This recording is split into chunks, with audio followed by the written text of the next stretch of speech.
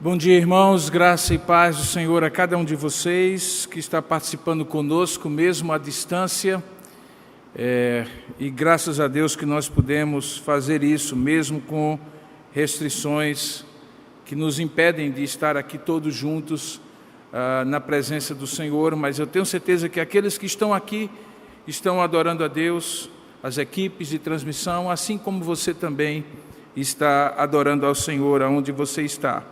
Queridos, às vezes algumas perguntas acabam visitando a gente algumas vezes ao longo da vida, em alguns momentos.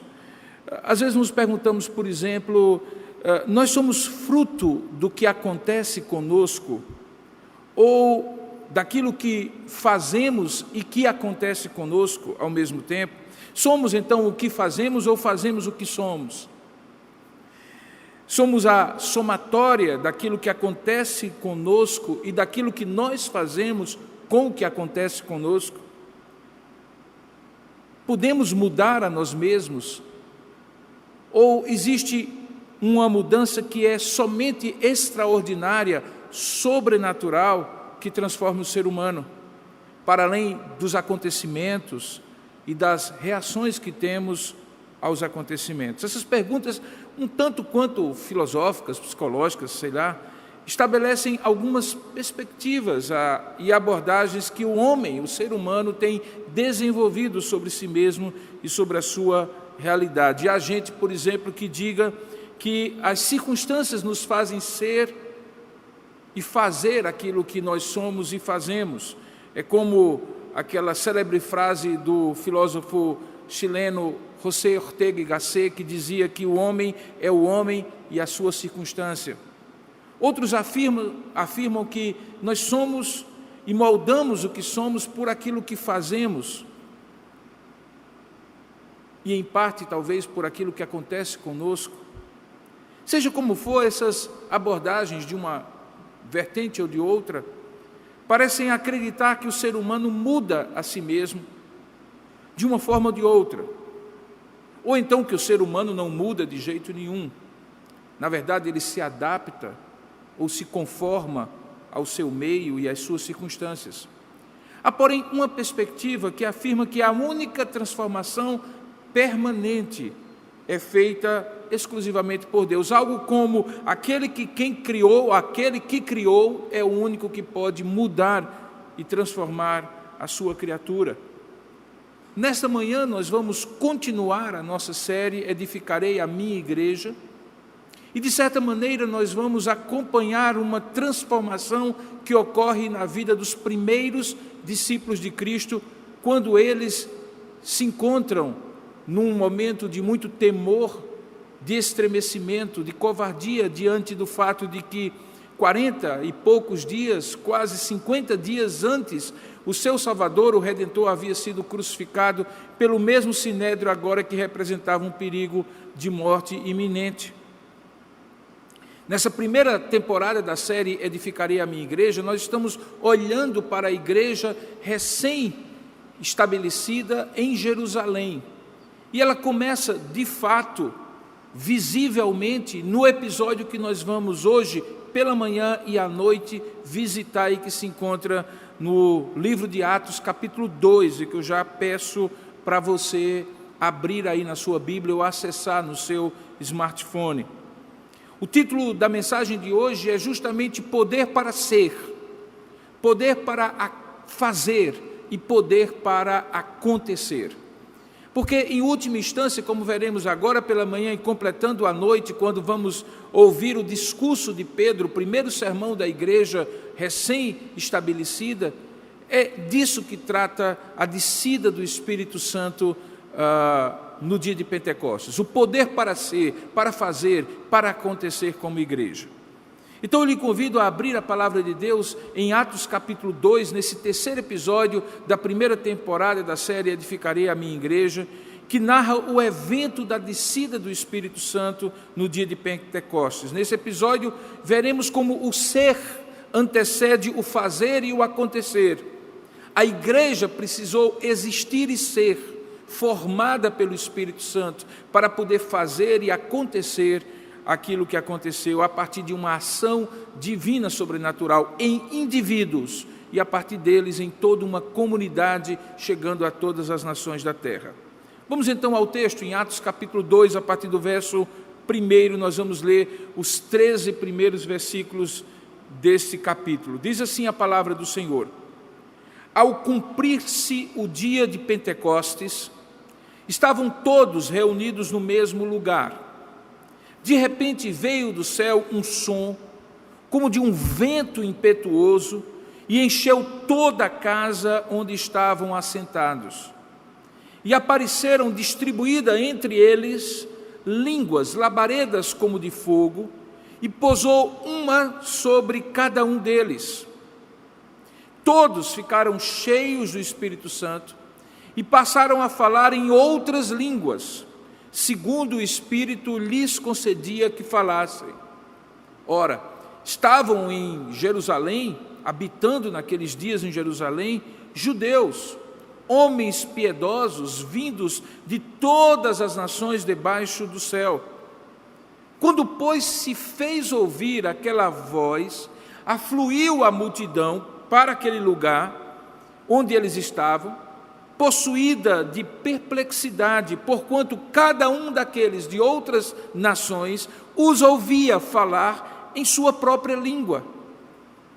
Estavam, pois, atônitos e se admiravam, dizendo: Vede, não são eles, porventura, galileus, todos esses aí que estão falando? Como os ouvimos falar, cada um de nós, em nossa própria língua materna? Somos partos, medos, elamitas, naturais de Mesopotâmia, Judéia, Capadócia, Ponto e Ásia, da Frígia, da Panfilha, do Egito e das regiões da Líbia, nas imediações de Cirene, e romanos que aqui residem, tanto judeus como prosélitos, cretenses e arábios. Como os ouvimos falar em nossas próprias línguas as maravilhas e grandezas de Deus. Todos então, atônitos e perplexos, interpelavam um ao outro, dizendo: O que quer dizer isso? O que significa isto? Outros, porém, zombando, diziam: Estão embriagados. Que Deus então a sua palavra abençoe com a compreensão no nosso entendimento e na nossa mente. Eu convido você, onde você estiver, a orar e pedir a bênção de Deus para que você seja um recipiente que ouça com o coração aberto a voz de Deus. Vamos orar juntos. Ó Deus amado e querido Pai, nós louvamos e bendizemos o Teu santo nome, porque podemos Te adorar nesse dia que é Teu e nos lembrar deste evento pela Tua palavra, conforme foi descrito e inspirado pelo Teu Espírito. E nós rogamos, ó Pai, que este momento seja um momento de compreensão, de entendimento da Tua palavra. E para isso, o mesmo Espírito que inspirou Lucas e que se derramou sobre todos aqueles que ali estavam, conforme ele mesmo descreve, seja o Teu Espírito que ilumine a nossa mente, abra o nosso entendimento, para que percebamos o que significa este episódio, este evento tão marcante, esse divisor de águas da Tua igreja. Nós oramos assim, crendo que o Senhor abrirá então a nossa compreensão, e nós entenderemos, e entendendo nós creremos, e crendo nós obedeceremos aquilo que este episódio nos indica ser o fazer e o acontecer da Tua igreja. É assim que nós oramos em nome e para a glória de Jesus. Amém. 50 dias já havia se passado naquela ocasião que Lucas descreve nesse texto, desde a crucificação e morte de Jesus Cristo. Por 40 dias, como vimos até domingo passado, depois de ter ressuscitado ao terceiro dia, ele aparece a mais de 500 discípulos, como Paulo se refere lá em 1 Coríntios capítulo 15, descritos em 13 ocasiões diferentes em que ele aparece a um, a outro, a alguns, a muitos ao mesmo tempo. 50 dias depois de ter sido assunto aos céus, e ter deixado uma promessa clara, como vimos domingo passado, de que aqueles seus discípulos, em número de 120, inclusive os discípulos apóstolos, deveriam esperar em Jerusalém até que do alto, era essa promessa, eles fossem revestidos de poder. Está isso aí em capítulo 1, verso 4 e 5, e que este revestimento de poder aconteceria como cumprimento da promessa que o próprio Senhor Jesus tinha feito, de que seriam batizados com o Espírito Santo. Chega então o dia de Pentecostes, 50 dias depois da Páscoa, numa manhã provavelmente como esta.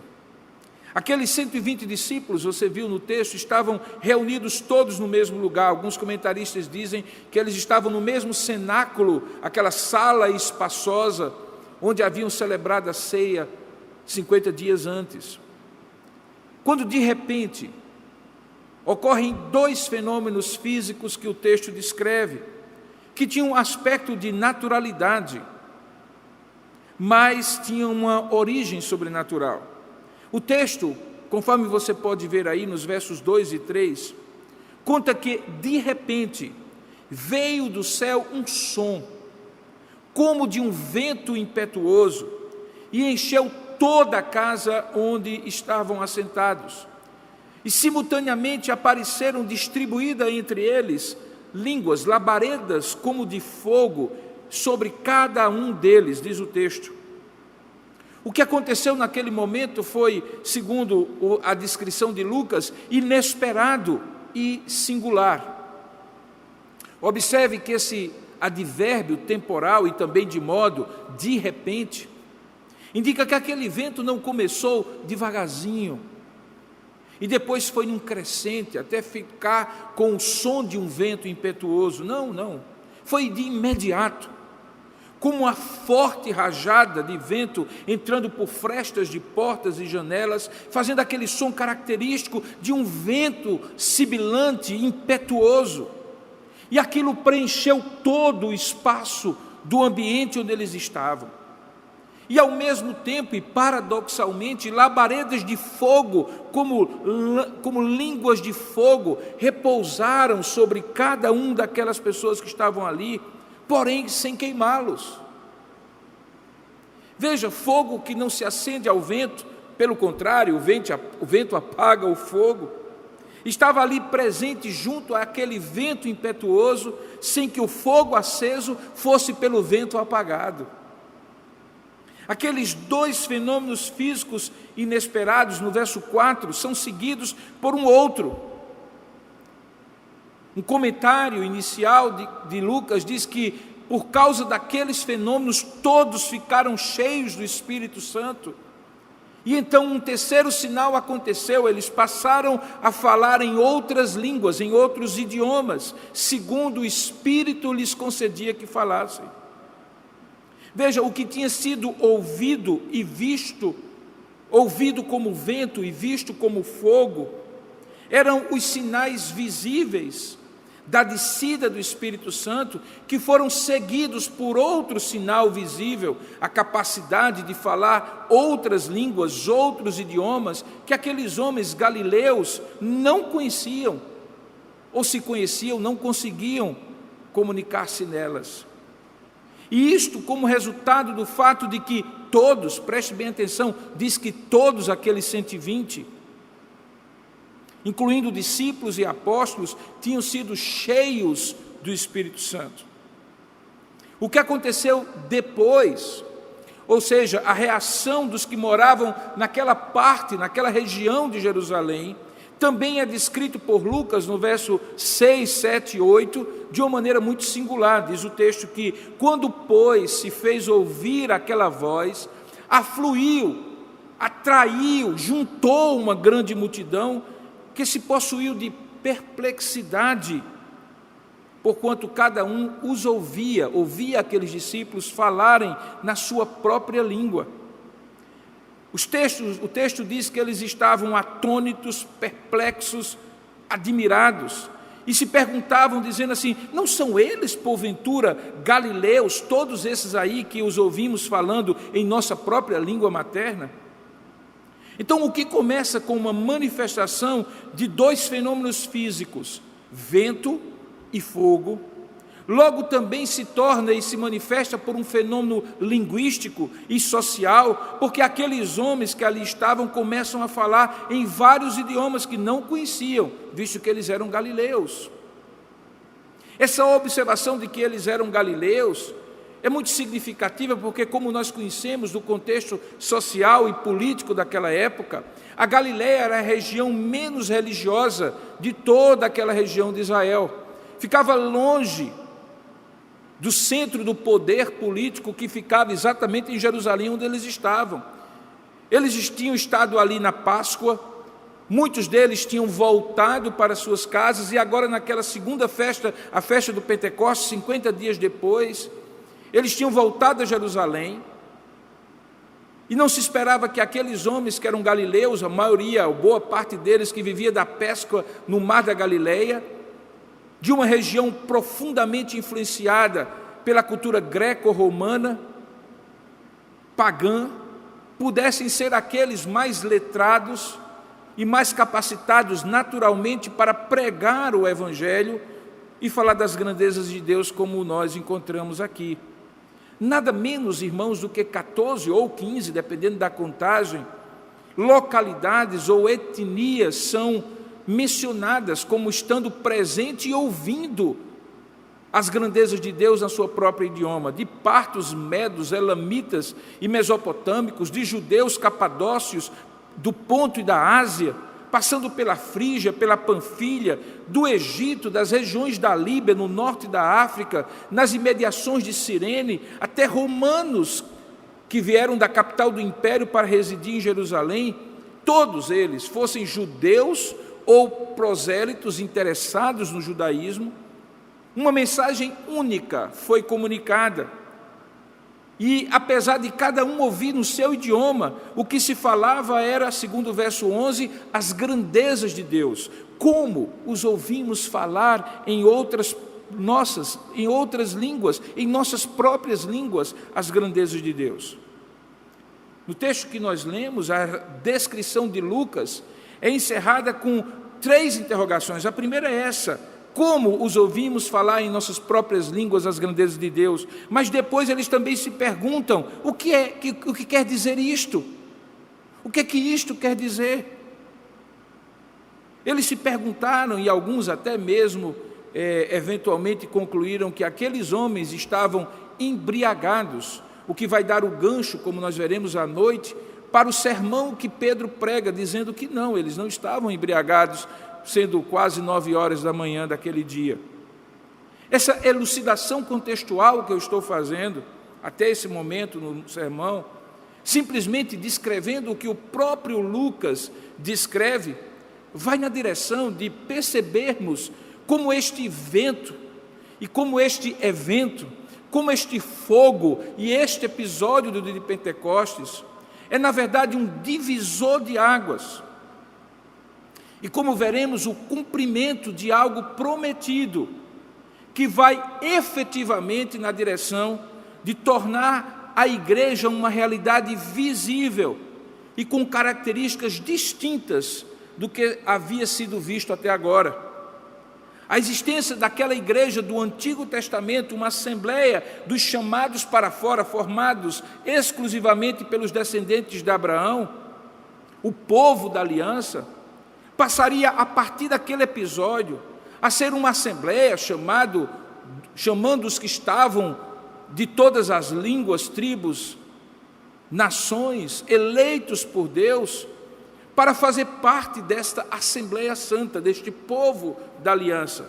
E nesse sentido, Atos capítulo 2, a descida do Espírito Santo, deixa visibilizar a promessa que vinha desde o Antigo Testamento e que Jesus repetiu antes de ser assunto aos céus, de que eles deveriam ficar em Jerusalém para que aquela realidade se concretizasse a partir do derramamento do Espírito Santo e do empoderamento daqueles primeiros discípulos para pregar o Evangelho a todas as nações.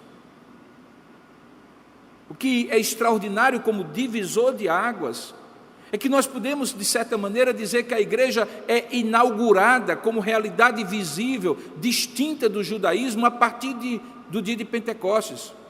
E se houvesse uma data que nós pudéssemos colocar na certidão de nascimento da igreja, do Novo Testamento, essa igreja como realidade de judeus da antiga aliança e de gentios de todos os povos, tribos, línguas e nações, é o dia de Pentecostes. Naquele dia a igreja nasce de modo visível, embora já existisse como povo da aliança desde sempre, os eleitos do Senhor. E o mais tremendo é que este evento confere, capacita a estes homens, 120 homens e mulheres, discípulos e dentre eles apóstolos, que até então estavam reclusos, com medo de morrer nas mãos do Sinédrio, o mesmo Sinédrio que havia assassinado Jesus Cristo pela cruz, agora, como nós veremos no restante do livro, recebem poder para ser igreja, para fazer as coisas próprias da igreja e fazer acontecer a igreja como realidade, dessa nova realidade chamada igreja. Como veremos à noite, no 4º episódio dessa primeira temporada, que trata ainda da igreja em Jerusalém, nessa série Edificarei a minha igreja, uma promessa havia sido feita e uma promessa agora estava sendo cumprida. Isso fica claro no sermão de Pedro, quando ele prega a partir do verso 14 e explica o que está acontecendo. Mas nós já podemos antecipar essa explicação e fazer um exercício que eu convido você a fazer comigo, interpretativo, para entender o que está acontecendo naquele momento, simplesmente pela descrição de Lucas. Algo que certamente nos levará justamente ao tema de hoje, que é poder para ser, para fazer e para acontecer. E para isso eu lhe convido a ver 5 elementos que estão no texto e que precisam ser compreendidos corretamente para você entender o que está acontecendo naquele momento. O primeiro deles é a ocasião em que acontece o derramamento do Espírito Santo. E que caracteristicamente, claramente, como diz o primeiro versículo, ao cumprir-se o dia de Pentecostes, ocorre justamente no dia de Pentecostes. A pergunta a ser feita nesse primeiro elemento, a ocasião, é: por que o Espírito Santo é derramado justamente no dia de Pentecostes? É uma coincidência ou tem algum significado? Se você, e nem precisa ser um especialista, mas se você fizer a interpretação dessa palavra, Pentecoste, da origem penta, 5, você entenderá que ela significa 50 ou 50. E é justamente o nome dado no Novo Testamento a uma festa do Antigo Testamento chamada Festa das Semanas ou Festa da Colheita. Era a ocasião em que a ceifa do trigo, a colheita do trigo que dava o pão, o alimento básico daquela sociedade, era celebrada em um único dia, no primeiro dia da semana, 7 semanas após a Páscoa, o que dá mais ou menos 50 dias, e daí o nome no Novo Testamento de Pentecostes. Ali, como você vê em Êxodo capítulo 23, Levítico 23 e Deuteronômio 16, onde estão as prescrições dessa festa no Antigo Testamento, eram celebradas ações de graças e sacrifícios especiais, não para a purificação de pecado, mas por gratidão a Deus, eram oferecidos justamente no dia de Pentecostes. Juntamente com a Páscoa, que acontecia nesses 50 dias antes, e com a festa dos tabernáculos, que aconteceria 4 meses depois, melhor dizendo, o Pentecostes, a Páscoa e os tabernáculos se constituíam nas 3 principais festas religiosas prescritas na lei do Senhor para o povo de Deus. Portanto, o povo de Deus costumava, nessas 3 festas, sair de todos os cantos do mundo conhecido, principalmente ali ao redor de Jerusalém, e acorrerem ao templo para celebrar a Páscoa, o Pentecostes, e 4 meses depois, a festa dos tabernáculos. Um dos comentaristas do livro de Atos, Howard Marshall, diz em seu comentário que, assim como outras festas se associavam com eventos da aliança, da história de Israel, como, por exemplo, a Páscoa se associava com a saída e libertação do Egito, assim também no judaísmo, a festa se associava, essa festa do Pentecostes, com a renovação da aliança feita com Noé e depois com Moisés. A ponto, diz ele, de no segundo século, ser considerado o dia de Pentecostes o dia em que a lei foi outorgada por Deus no Sinai, embora você não tenha base bíblica para afirmar isso. É uma tradição que desde então se perpetuou. No entanto, embora essa tradição seja histórica em 2000 anos, desde aquela ocasião, não se pode falar que já era esse o significado na ocasião em que acontece no século I. Mas certamente se pode afirmar algo, é que naquele dia, esses judeus prosélitos, homens piedosos, estavam em Jerusalém para celebrar em gratidão as primícias, os primeiros frutos da colheita do trigo. E, portanto, era algo que simbolicamente representava o início, ou passou a representar a partir daqui, o início de uma outra colheita, de uma colheita espiritual dos eleitos do Senhor, de todas as tribos, línguas e nações, por meio da pregação do Evangelho, no poder do Espírito Santo.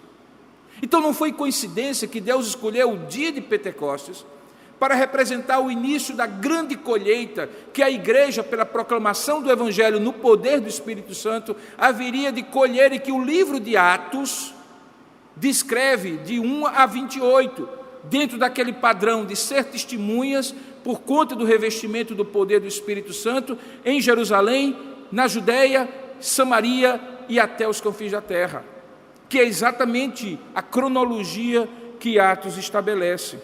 Então, aqueles apóstolos e discípulos que estavam ali, ao mesmo tempo que eles eram as primícias de Deus, os primeiros discípulos e apóstolos, eles também estavam empoderados pela presença do Espírito Santo, que descia agora sobre eles, para a partir dali tornar o testemunho de cada cristão, servo de Deus, a habitação permanente do Espírito Santo até a volta do grande rei.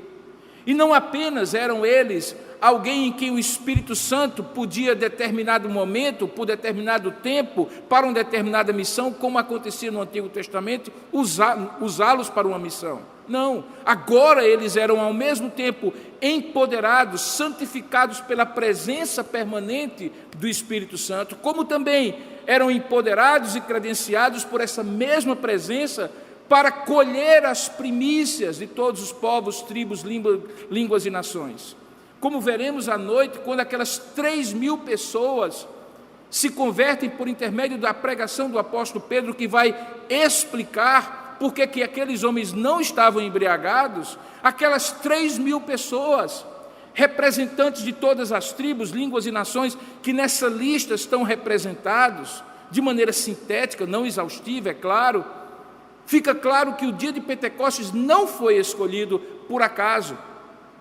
Se na Páscoa o grande simbolismo é que o Cordeiro de Deus que tira o pecado do mundo haverá agora de substituir todos os sacrifícios que representavam aquela libertação do Egito num único e singular sacrifício eterno e suficiente para salvar todos aqueles a quem o Senhor escolheu, no dia de Pentecostes, essa mensagem do Cristo crucificado, porém ressurreto, é agora empoderada no coração daqueles homens que são os primeiros discípulos e apóstolos, para alcançar também outros discípulos de todas as tribos, línguas e nações ali representadas. Então a Páscoa, que traz a ideia da redenção completa em Cristo, é seguida pelo Pentecostes, que é o momento em que a primícia da igreja começa a ser colhida, e a igreja a partir dali vai na direção da Judéia, Samaria e até os confins da terra. Esse é o primeiro elemento que eu então quero que você compreenda por que Pentecostes foi escolhido. Em certo sentido, todos nós como igreja nascemos do Pentecostes daquele dia, naquele dia especial que não se repetiu nunca mais, no sentido de ser a primeira descida para as primeiras primícias serem colhidas, a primeira descida do Espírito Santo para habitar permanentemente e a partir dali se tornar este o padrão e a partir dali primícias, os primeiros frutos, como de uma colheita de trigo, mas agora de uma colheita espiritual de novos discípulos para Cristo. O segundo elemento que está contido na descrição e que você leu com atenção é que existe uma simbologia nessa descida, que é a simbologia do vento e do fogo, ambos presentes simultaneamente como expressões de fenômenos naturais visíveis, mas naquele momento de uma origem sobrenatural e com um significado espiritual muito profundo. A palavra vento, tanto no hebraico do Antigo Testamento, ruach, como também no grego do Novo Testamento, pneuma, representam simbolicamente em vários textos o Espírito de Deus, tanto em passagens do Antigo Testamento como do Novo Testamento. As referências são inúmeras, em que o vento é símbolo do Espírito Santo, a ponto de, em João, agora no Novo Testamento, capítulo 3, verso 8, quando Jesus está descrevendo a Nicodemos a ação do Espírito Santo que torna uma pessoa nova criatura, ele diz: o vento sopra onde quer. Nós não sabemos de onde ele vem nem para onde ele vai, e assim é todo aquele nascido do Espírito Santo. Isso já tinha sido uma realidade quando você vai no Antigo Testamento para 2 Samuel, capítulo 22, verso 16, e lá tem uma descrição dessa ação do Espírito Santo no Antigo Testamento. Procura aí, 2 Samuel, capítulo 22, verso 16, para você ver. Ele está presente como vento espiritual quando diz que pela repreensão do Senhor, pelo iroso resfogar das suas narinas, aquilo foi feito, e o leito das águas se descobriram os fundamentos do mundo. O Espírito soprou, descrevendo ali aquele momento da abertura do mar. Em Jó, capítulo 37, verso 10, você também vai encontrar uma referência a este Espírito de Deus no Antigo Testamento, simbolizado pelo vento. Se você abrir aí em Jó, capítulo 37, verso 10, você vai encontrar isso, que diz que pelo sopro de Deus, e aí é o ruach, o vento de Deus, se dá a geada e as largas águas se congelam. É o sopro de Deus simbolizado no vento. Em Ezequiel capítulo 13, verso 13, Ezequiel, um profeta do Antigo Testamento, capítulo 13, verso 13, novamente você tem referências ao vento no Espírito, ao vento no Antigo Testamento como símbolo do Espírito Santo. Veja aí, Ezequiel 13, 13, diz assim: portanto, assim diz o Senhor Deus, tempestuoso vento farei irromper no meu furor, e chuva de inundar haverá na minha ira, pedras de saraivada na minha indignação para consumir. O Espírito Santo estava ali simbolizado como expressão da ira de Deus. Da mesma maneira como aquele ciciar doce e suave que o profeta Elias viu ali quando estava, ou ouviu ali quando estava na caverna, fugindo da terrível rainha Jezabel, que perseguia o profeta de Deus, diz o texto que aquele suave vento, que é um vento que algumas vezes é impetuoso no juízo e na disciplina de Deus, nos grandes atos de Deus, também é suave quando é para falar àqueles que precisam ouvir a sua voz. Da mesma maneira, nas inúmeras referências do Antigo Testamento, você encontra o fogo, usado várias vezes para representar a presença de Deus pelo seu Espírito. Se você for, por exemplo, em Êxodo capítulo 3, verso 14, você verá lá o chamado de Deus para Moisés, em que o Senhor aparece numa sarça, num arbusto, que acabou se tornando símbolo da igreja presbiteriana do Brasil e outras igrejas presbiterianas do mundo, onde Deus aparece no meio daquela sarça, lá em Êxodo capítulo 3, verso 14, e ali era um fogo que estava ali naquela sarça, no meio daquela sarça, mas não consumia, e aquele fogo representava Deus presente e chamando Moisés. Em outros textos do Antigo Testamento você vai encontrar também o fogo, mesmo que em alguns momentos simbolizando a purificação de pecados do Espírito Santo ou o juízo da ira divina, mas sempre como representação do Espírito de Deus, de modo que o vento e o fogo, esses ambos símbolos, são a realidade representada do Espírito Santo, que como sendo Espírito e sendo Deus, não apareceria em forma corpórea, como o Verbo encarnado, a segunda pessoa da Trindade, mas frequentemente, tanto no Antigo como no Novo Testamento, nas teofanias, as maneiras como Deus se revela na Antiga Aliança, ele aparece na forma de vento ou aparece na forma de fogo. É, portanto, uma realidade representada naqueles dois elementos, deixando claro que é um mesmo Espírito, embora as labaredas sejam diferentes, e o vento toma todo aquele lugar, que enche aqueles 120 discípulos do Senhor, incluindo ali os apóstolos. Esse enchimento do Espírito Santo, esse derramamento do Espírito Santo, esse batismo do Espírito Santo, vai ocorrer depois em duas ocasiões de Atos, entre os samaritanos e entre os gentios que estavam na casa de Cornélio. A gente vai ver isso futuramente na exposição, representando então a progressão da ação do Espírito Santo, que começa em Jerusalém, derramando-se e empoderando aqueles primeiros discípulos, depois chega a Judéia, Samaria e vai até os confins da terra. Portanto, aquele vento e aquele fogo são símbolos que significam a realidade do Espírito Santo descendo sobre aqueles primeiros discípulos. Esse é o segundo elemento. O terceiro elemento de descrição do texto é a mensagem que é proferida, aquele elemento que vai além do simbolismo, mas que se representa também por um simbolismo. A mensagem é sobre as grandezas de Deus, e o meio que Deus usa é dotando e capacitando aqueles homens que eram galileus, possivelmente falavam hebraico ou aramaico ou ambas, mas jamais a língua dos partos, dos medos, dos mesopotâmios, dos cretenses, dos arábios e todas aquelas outras 14 ou 15 nações. Porém, mais do que esse vento e o fogo que eu falei, esse principal sinal foi justamente a proclamação das grandezas de Deus, das maravilhas de Deus em idiomas. A palavra que é usada aí para línguas é a tradução da palavra idiomas, no sentido moderno.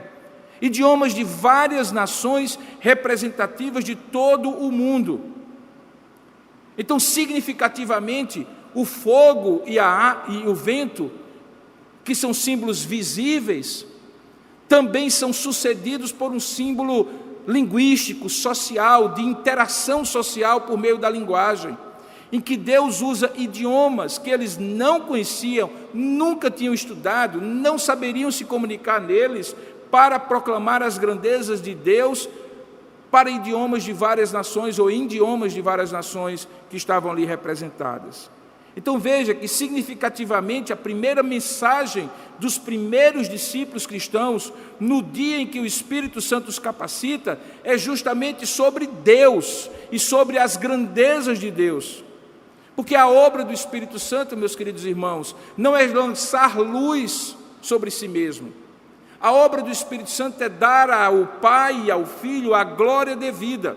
Ele joga luz como holofotes sobre a grandeza de Deus, sobre a grandeza da obra redentora de Cristo. Jesus diz que Ele mesmo dará testemunho de mim, e é isso que Ele está capacitando agora aqueles discípulos, pelo poder, pelo derramamento, pelo batismo com o Espírito Santo, para que eles fizessem. Alguns comentaristas têm deixado um paralelo entre duas ocasiões em que a ação de Deus versus a ação do homem implica em unidade ou em desunião. E eles comparam então o que acontece aqui com o que aconteceu na Torre de Babel, lá no livro de Gênesis, no capítulo 11 de Gênesis. Veja que naquela ocasião, na Torre de Babel, por iniciativa de homens que não queriam obedecer a Deus, o que acontece é que as línguas são separadas, porque até então o que acontecia basicamente era que aquele povo tinha uma só linguagem, e Deus dispersa a língua daqueles que estavam na Torre de Babel, lá no capítulo 11 de Gênesis, do verso 1 ao verso 9, porque ao invés de dominar a terra, se espalharem pela terra, eles resolveram criar uma grande torre, na verdade um zigurate, como se criava naquela época, para que o seu nome fosse célebre, o nome deles, construtores, porque esse zigurate supostamente chegaria até os céus. E diz o texto que nessa desobediência e rebeldia deles, de uma só língua, Deus dispersou, de modo que as línguas se tornaram várias e eles já não podiam se comunicar e, consequentemente, aquilo que era unidade se transformou em desunião. Aqui em Atos acontece o contrário. O que era desunião, várias línguas, pelo menos 14 ou 15 aqui representadas, se tornam uma língua só. A língua do Evangelho, do engrandecimento das grandezas de Deus, do poderoso testemunho de homens que até então estavam medrosos e covardes, com medo de ser mortos, e são empoderados e capacitados de maneira sobrenatural a falar idiomas que eles não conheciam. Se Babel, de uma língua, várias línguas surgiram, em Pentecostes, de várias línguas, uma só, a língua universal do Evangelho, surgiu. Deus foi capaz de fazê-los ouvir nos seus próprios idiomas uma mesma mensagem que apontava para as grandezas de Deus. Esse é o quarto elemento que eu gostaria de chamar a sua atenção. Desculpe, o terceiro elemento, a mensagem que foi expressa naquele momento. O quarto elemento é as pessoas que foram portadoras daquela mensagem. Veja, essas pessoas eram os discípulos de Cristo. O texto diz que eram 120 ali naquele grande e espaçoso lugar. Dentre eles, algumas mulheres, inclusive a mãe de Jesus, e os apóstolos, inclusive aquele 12º que havia sido escolhido e que nós falamos domingo passado. A Bíblia de Genebra comenta que, da mesma maneira como João Batista havia pré-anunciado que Jesus batizaria, ou seja, derramaria com o Espírito aqueles que ali permanecessem, você vê isso em Marcos capítulo 1, verso 8, e em João capítulo 1, verso 33, quando há um contraste em que João batiza com água, mas Jesus vai batizar com o Espírito. O próprio Senhor Jesus repetiu essa promessa lá no início, em Atos capítulo 1, verso 4 e 5. E a promessa era que ele derramaria o seu Espírito para dar início, segundo o comentário da Bíblia de Genebra, aos últimos estágios de um processo pelo qual a presença sublime de Deus se estenderia até os confins da terra.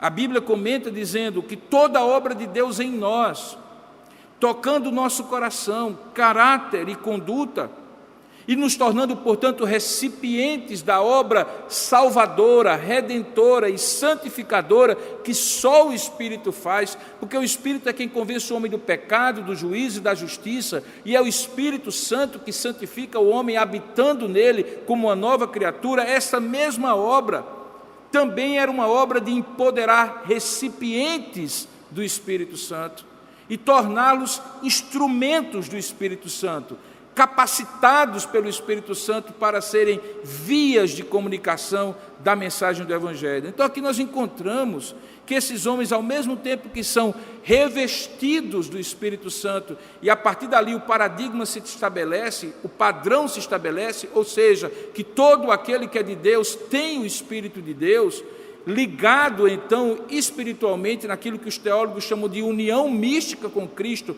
pelo Espírito Santo, que nos torna um só corpo, cujo cabeça é Jesus. Esses mesmos agora também eram não apenas recipientes, mas instrumentos para proclamar as grandezas de Deus.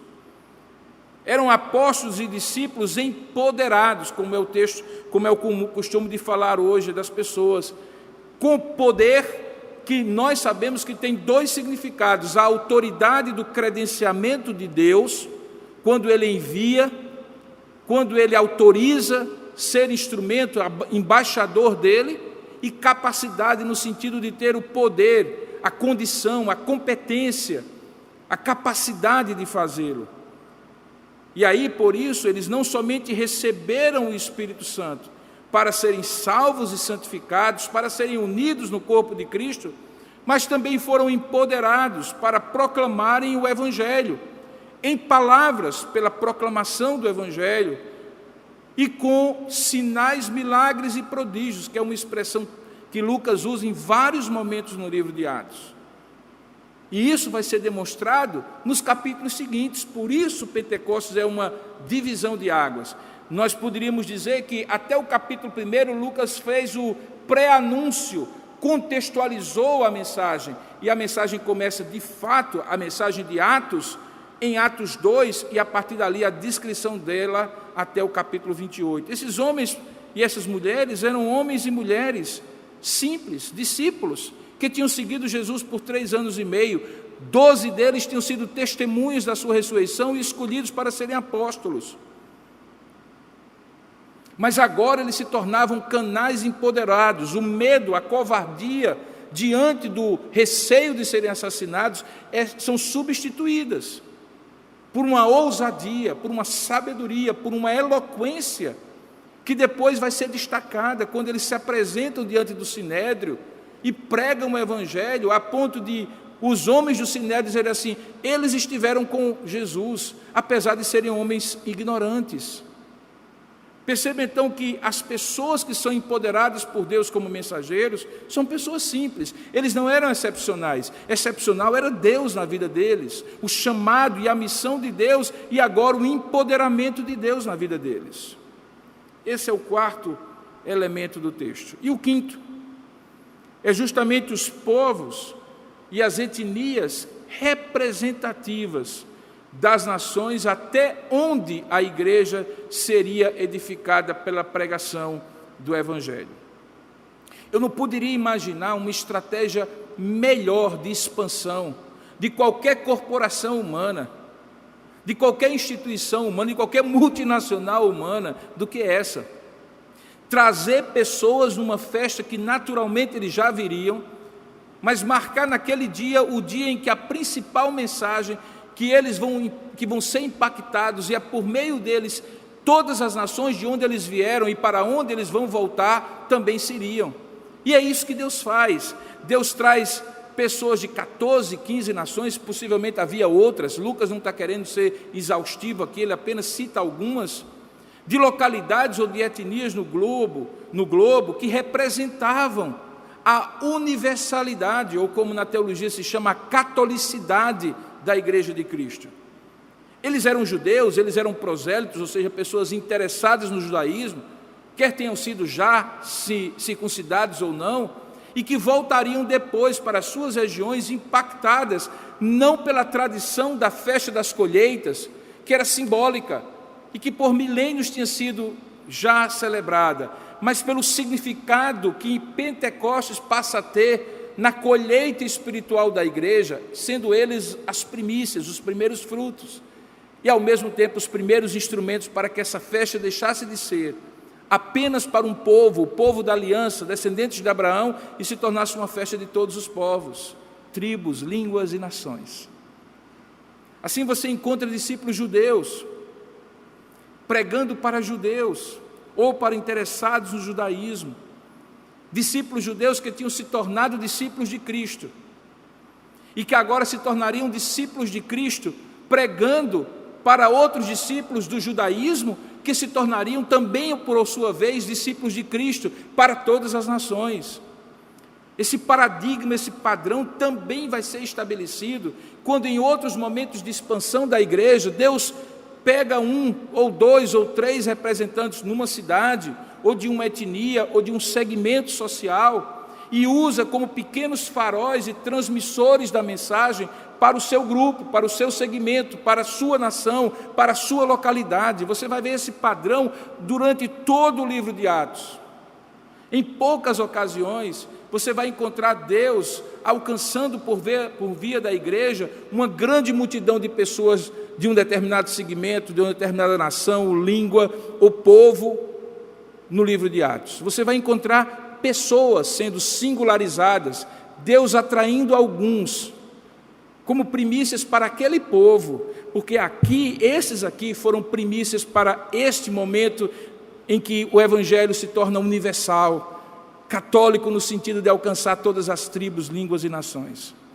Então veja esses 5 elementos que eu vou só mencionar para você lembrar. A ocasião porque foi no dia de Pentecostes, os símbolos do vento e do fogo usados na manifestação sobrenatural da descida do Espírito Santo, a mensagem das grandezas de Deus em outros idiomas que foi expresso naquele momento, as pessoas que foram recipientes e ao mesmo tempo instrumentos e portadores da mensagem, e as pessoas a quem foi entregue a mensagem, os destinatários, são os 5 elementos que Lucas descreve de maneira maravilhosa, e que Pedro, como veremos hoje à noite, vai dar o significado doutrinário, teológico e evangelístico, cujo resultado vai ser 3.000 pessoas se convertendo no mesmo dia na igreja de Jerusalém. Mas isso é coisa para a noite. Por ora, nesses 5 elementos, o que eu gostaria de destacar é justamente isso, que naquele momento, num divisor de águas, num único dia, a igreja tomou face visível diante da nação de Israel e diante de todos os povos, tribos, línguas e nações. Pessoas sobrenaturalmente transformadas pelo Espírito Santo, para deixarem o medo e a covardia, são agora empoderados por este mesmo Espírito, para serem usados como instrumentos de transformação de outros. Então a pergunta que nos resta responder é: de fato, será mesmo que o homem é transformado por si mesmo? Que as circunstâncias é que mudam o ser humano? Creio que não. Há um poder espiritual de Deus para alguém ser dele, para alguém fazer coisas em nome dele, e para que coisas aconteçam a partir deste ser que faz um ser humano transformado. O dia de Pentecostes estabelece esse paradigma, e nós vamos ver ao longo do livro de Atos, nessas próximas exposições. A grande pergunta, quando chegamos ao momento de aplicar essa mensagem aos dias de hoje, é: o que isso tem a ver com você e comigo hoje? O que isso tem a ver comigo e com você hoje? Em que sentido Pentecostes é uma realidade presente hoje? E você precisa experimentar esse empoderamento do Espírito Santo, ou não, é algo só para o passado e lá ficou. Como nós teremos a oportunidade de, em algum momento, estabelecer uma espécie de teologia do Espírito Santo, ou pneumatologia, nesse momento é simples entender. Esse episódio, esse evento foi único e singular. Ele não se repete e não precisa se repetir nesses termos, com essas características, com esses 5 elementos, na minha vida em particular ou na vida de quem quer que seja. Eu não tenho o Espírito Santo apenas se houver um vento impetuoso e um fogo no local onde eu estiver, em oração, sozinho ou com outros.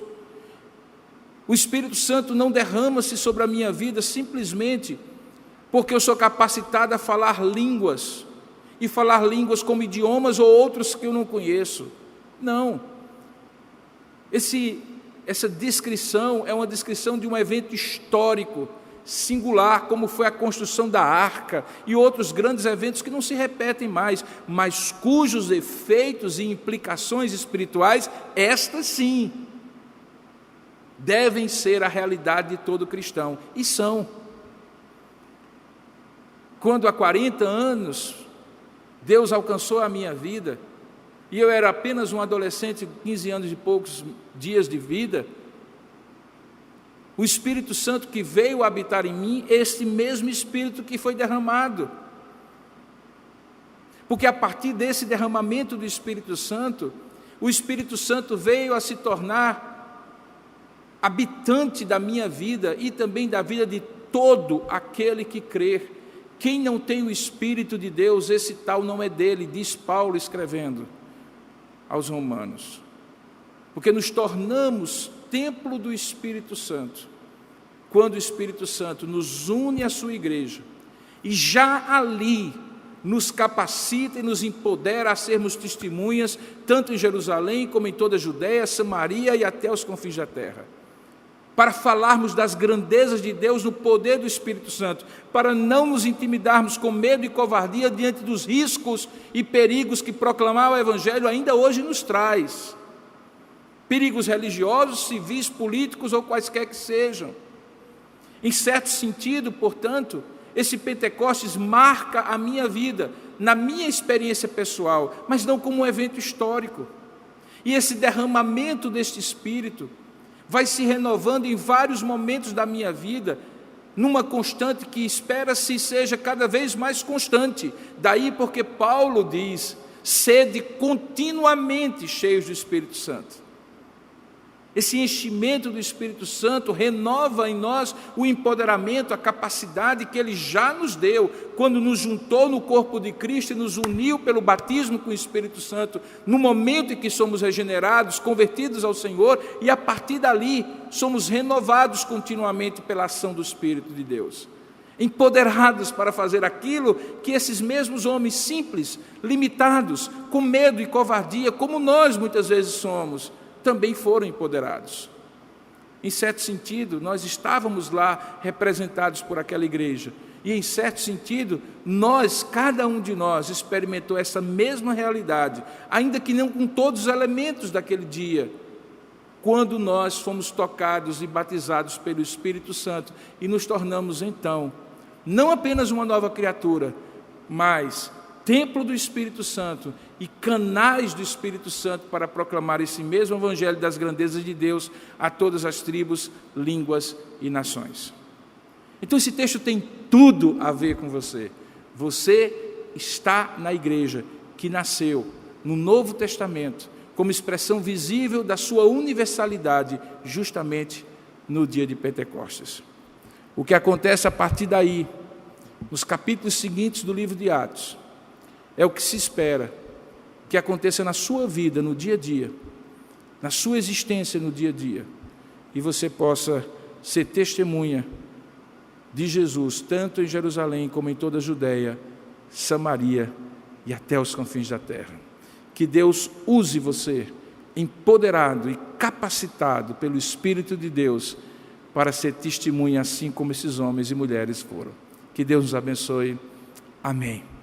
Eu gostaria de convidar nesse momento para a oração final e a bênção dos apóstolos. Você que está aí participando na sua casa, quem sabe oferecendo ações de graças, como os nossos irmãos Martinho e o Auíra, que comemoram 13 anos de vida conjugal, mandaram uma mensagem. Como você sabe, o Auíra está se recuperando dos procedimentos médicos que ela está fazendo em São Paulo, ainda precisará de algumas sessões de químio, e se Deus quiser, em breve estará de volta ao nosso meio, ao nosso seio, ao seio da sua família.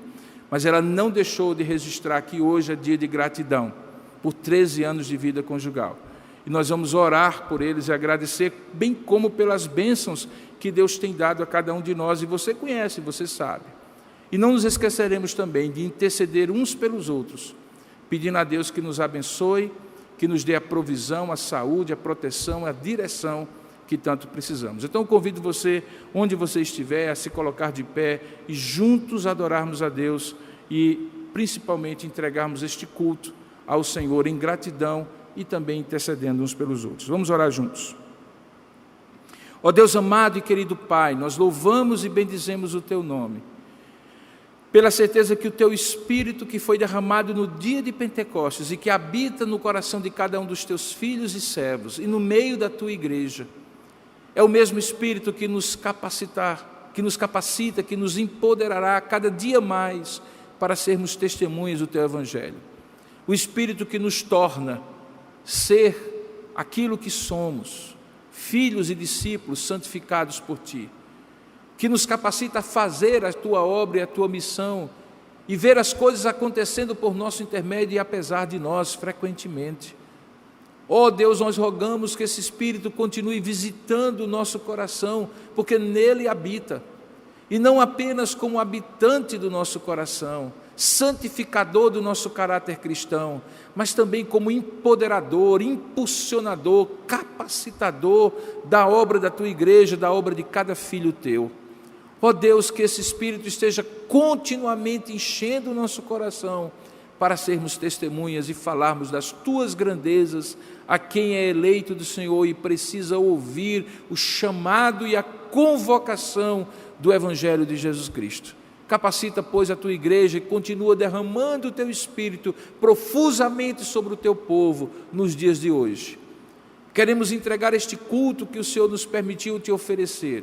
Os que aqui estão adorando aqui neste lugar, e os que estão em qualquer lugar e a qualquer tempo usando este culto, e os elementos dele para cultuarem onde estiverem, em casa, individualmente, como família, Que o Senhor receba toda a adoração do teu povo no tempo e fora do tempo, presentes ou à distância, cada um deles e cada um de nós na tua presença, em ações de graças pelas boas graças que o Senhor tem nos dado. De fato, Pai, nós confirmamos que toda boa dádiva e todo dom gratuito vem das tuas mãos, ó Pai imutável, em quem não há sombra de variação, Deus fiel, Deus gracioso sobre nós. Bênçãos de mais um ano de vida, de mais de um ano de vida conjugal, como o Alíra e Martinho celebram e oferecem a Ti, e tantas outras bênçãos de provisão, proteção e direção do alto, que o Senhor tem derramado sobre o Teu povo. Todos nós Te oferecemos e alçamos a Tua presença em gratidão, dizendo que foi o Senhor que fez e testemunhando que sem Ti nada somos, nada fazemos e nada acontece na nossa vida. Pedimos que ao mesmo tempo que o Senhor já recebe a nossa gratidão pelo que tens feito, também escute o nosso clamor, a nossa intercessão, por aquilo que rogamos a Ti e pedimos a Ti que faça, porque só Tu podes fazer, porque não temos outro a quem recorrer, e nem queremos ter, porque Tu és o Todo-Poderoso, todo cuidadoso e o todo gracioso Deus para conosco. Abençoa-nos, portanto, ó Deus, curando vidas que estão enfermos, inclusive da nossa comunidade, completando a obra na vida de Uauíra, na vida de Sônia, sua mãe, na vida de Eduardo Camacho, nosso diácono, na vida do nosso irmão Marcos Silva, presbítero em disponibilidade, e de tantos outros que estão enfermos e que carecem, ó Deus, do Teu cuidado e da completa ação do Teu Espírito, restaurando saúde de corpo, mas também restaurando saúde de alma, animando o Teu povo, visitando o Teu povo com ânimo dobrado nesses dias difíceis, nesses tempos adversos.